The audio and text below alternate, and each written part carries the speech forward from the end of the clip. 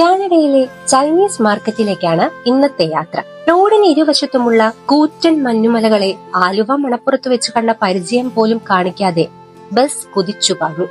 New city super market എന്നാണ് ഇത് അറിയപ്പെടുന്നതെങ്കിലും Chinese ഭാഷയിൽ ഈ എഴുതി വെച്ചിരിക്കുന്നത് എന്താണെന്ന് നോ ഐഡിയ.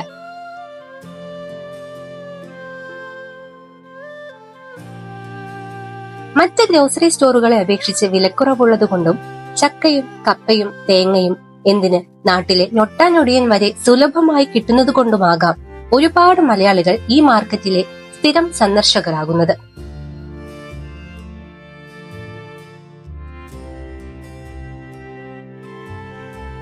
മീൻ വെട്ടാൻ അറിയില്ലെങ്കിലും കൂട്ടാൻ മടിയില്ലാത്തവർക്ക് ഏത് മീനെ ചൂണ്ടിക്കാണിച്ചാലും അറഞ്ചം പുറഞ്ചം വെട്ടിക്കണ്ടിച്ചു തരുന്ന ഈ ചേട്ടനാണ് ഈ മാർക്കറ്റിലെ ഹീറോ.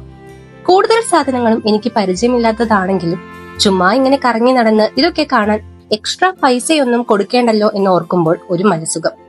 പോത്ത്, പന്നി, കോഴി തുടങ്ങിയ ജീവികളുടെ കാലും തോലും എല്ലും തുടങ്ങി എന്തും ഇവിടെ നിന്ന് വാങ്ങാം. ഫ്രോസൺ ഭക്ഷണ സാധനങ്ങൾ വാങ്ങി പണി കിട്ടിയവരുടെ അനുഭവങ്ങൾ കാതിൽ മുഴങ്ങുന്നത് കൊണ്ട് പെടക്കണ മീനുകളെ സ്കെച്ചിട്ട് ചേസ് ചെയ്ത് പിടിച്ച് വെട്ടിക്കറി വെക്കാൻ താല്പര്യമുള്ളവർക്കായിരിക്കും ഈ മാർക്കറ്റ് കൂടുതൽ ഇണങ്ങുക.